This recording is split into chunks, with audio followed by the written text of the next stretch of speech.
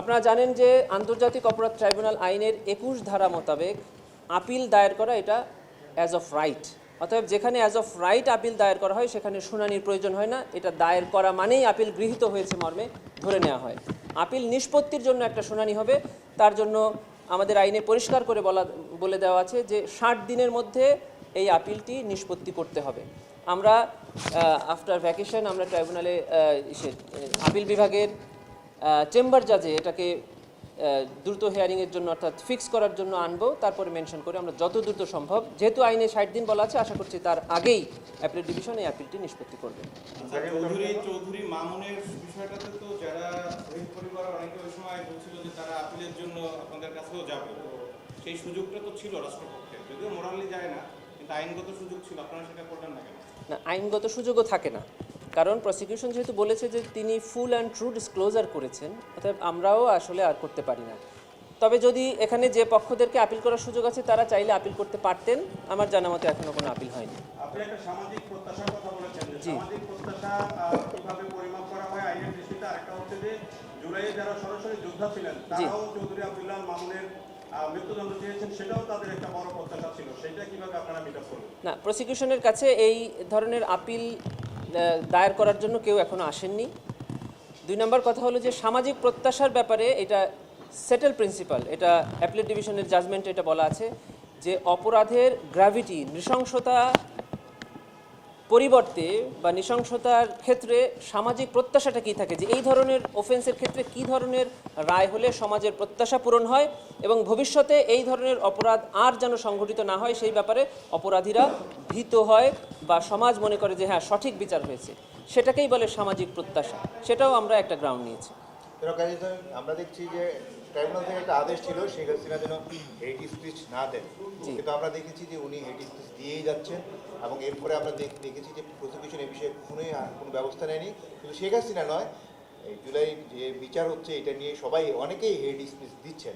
আপনারা কি প্রসিকিউশন কি এই স্ট্যান্ড থেকে পিছিয়ে গেল কিনা, যে আমরা আর এটা নিয়ে কোনো রকম যাবো না কোনো আদালতে? আমরা এই ধরনের বিষয়ে কগনিজেন্সে আনার আগে চিন্তা করি যে কে দিচ্ছেন এই ধরনের বক্তব্য এবং তার বক্তব্যে কি ধরনের শিয়া বাটার ও ভিটামিন ই সমৃদ্ধ লিলি বিউটি সোপ, তারুণ্যময় উজ্জ্বল ত্বকের জন্য। রিমার্ক ইম্প্যাক্ট সোসাইটিতে পড়ে বা আমাদের ট্রায়াল উপরে পড়ে। যেমন আপনারা দেখেছেন কিছুদিন আগে একজন সিনিয়র আইনজীবী জনাব ফজলুর রহমান সাহেব, তিনি এই ধরনের বক্তব্য দিয়েছেন, আমরা ট্রাইব্যুনালের নজরে এনেছি, ট্রাইব্যুনাল সেটাকে কগনিজেন্সে নিয়েছেন, উনি এসে ক্ষমা চেয়েছেন, ওনার ক্ষমা ট্রাইব্যুনাল গ্রহণ করেছে। এরকম যখন যেটাকে আমরা মনে করব যে হ্যাঁ এটা আমাদের বিচার ব্যবস্থাকে বাধাগ্রস্ত করছে বা দেশের আইন বিচারকে ক্ষতিগ্রস্ত করছে, তখন আমরা ক্রমান্বয়ে নিয়ে আসবো। সবগুলোকে আনলে এটা আবার আদালতের সময় নষ্ট। শেখ হাসিনা যেগুলো দিচ্ছে সে তো আমাদের সামনে নেই, এবং শেখ হাসিনার এই জুলাই গণঅভ্যুত্থানের ট্রায়ালটাও এখন ট্রাইব্যুনালে নেই, অতএব ওই ট্রাইব্যুনালে নিতে পারে না। ওনার যে ট্রায়ালগুলো চলমান আছে সেক্ষেত্রে যদি উনি কোনো কথা বলেন তাহলে ট্রাইব্যুনালের সামনে আমরা অবশ্যই আনব। আপনারা যে আপিলটা করেছেন এটি নিষ্পত্তি হয়ে যাওয়ার পরে কি যারা আসামি আছেন তাদের আর কোনো সুযোগ থাকবে আপিল করার? না, আর কোনো সুযোগ থাকবে না। যদি কোনো আসামি রায় প্রদানের 30 দিনের মধ্যে গ্রেফতার হয় অথবা সারেন্ডার করেন, তবেই কেবল তারা আপিল বিভাগে আপিল করতে পারে, আর কোনো আপিলের সুযোগ নেই।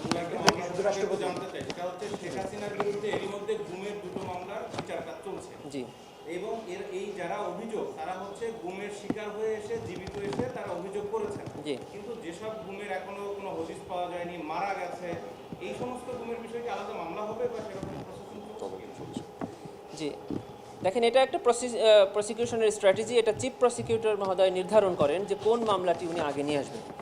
যদিও অপরাধের গ্র্যাভিটির চিন্তা করলে যারা ফিরে আসেনি তারা এবং তাদের যে আত্মীয় স্বজনের এই যে ক্ষতি, তারা হলো রিয়েল ভিকটিম, এগুলো অফেন্সের ক্ষেত্রে বেশি হেনিয়াস। কিন্তু আমরা এগুলো কেন নিয়ে এসেছি? কারণ প্রমাণের ক্ষেত্রে যারা ফিরে এসছেন এই ভিকটিমরা নিজেরাই এই ট্রাইব্যুনালে সাক্ষী হচ্ছেন বা হয়েছেন, এটা প্রমাণ করার জন্য এবং আইন সিদ্ধ, যার কারণে আমরা এটা নিয়ে এসেছি। আর যারা ফিরে আসেনি তাদের তদন্ত চলছে, এগুলোও ক্রমান্বয়ে চলে আসবে।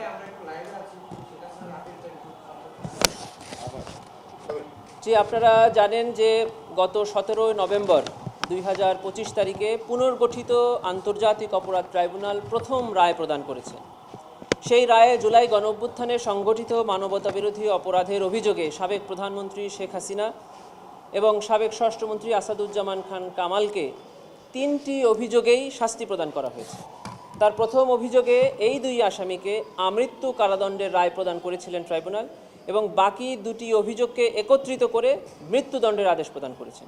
প্রসিকিউশনের পক্ষ থেকে প্রথম অভিযোগে যেটাতে ওনাদেরকে আমৃত্যু কারাদণ্ড প্রদান করা হয়েছিল, সেই আমৃত্যু কারাদণ্ডকে বাড়িয়ে মৃত্যুদণ্ডে পরিণত করার জন্য সুপ্রিম কোর্টের আপিল বিভাগে আজকে একটি আপিল দায়ের করা হয়েছে। সেই আপিলে আমরা 8টি গ্রাউন্ড নিয়েছি। আমরা পরিষ্কার করে বলেছি যে এই অপরাধের যে নৃশংসতা, যে গভীরতা, তার তুলনায় এই আমৃত্যু কারাদণ্ডটা অপরিপক্ক হয়েছে, কম হয়েছে। অতএব এই ধরনের হেনিয়াস অফেন্সের ক্ষেত্রে মৃত্যুদণ্ডই একমাত্র শাস্তি হওয়া উচিত। শুধু তাই নয়, আমরা বলেছি যে এই ধরনের অপরাধে সামাজিক এক্সপেকটেশনটা কী এবং অপরাধের সাথে শাস্তির তুলনার ক্ষেত্রে শাস্তি এখানে একমাত্র মৃত্যুদণ্ড হওয়া উচিত এবং এই আইনে শাস্তি প্রদানের ক্ষেত্রে মৃত্যুদণ্ডকেই প্রাধান্য দেওয়া হয়েছে।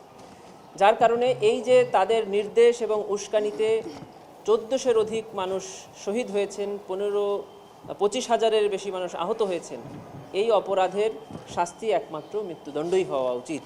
এটা আমরা বলে এই গ্রাউন্ডগুলো নিয়ে আমরা আপিল বিভাগে আপিল দায়ের করেছি। আপনারা জানেন যে 30 দিনের মধ্যে এই আপিলটি দায়ের করতে হয়, যেটির তারিখ ছিল 17ই ডিসেম্বর। 30 দিন হওয়ার নির্ধারিত তারিখ ছিল। আমরা আজকে 15ই ডিসেম্বর এই আপিলটি দায়ের করেছি এবং আপনারা আরও জানেন যে আন্তর্জাতিক অপরাধ ট্রাইব্যুনাল আইনে আপিল বিভাগে যদি ট্রাইব্যুনালের কোনো আদেশের বিরুদ্ধে আপিল করা হয় তাহলে 60 দিনের মধ্যে নিষ্পত্তি করার একটা বিধান রয়েছে। আশা করছি 60 দিনের মধ্যে এই আপিলটি নিষ্পত্তি হয়ে যাবে।